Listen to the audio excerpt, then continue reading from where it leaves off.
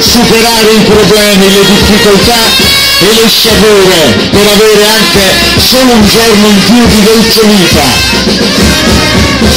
Opera moderna,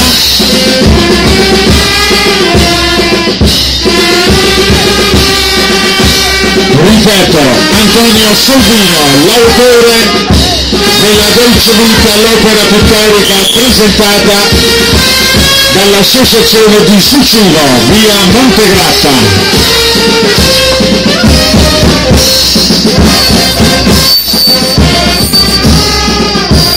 Attenzione ai volteggi,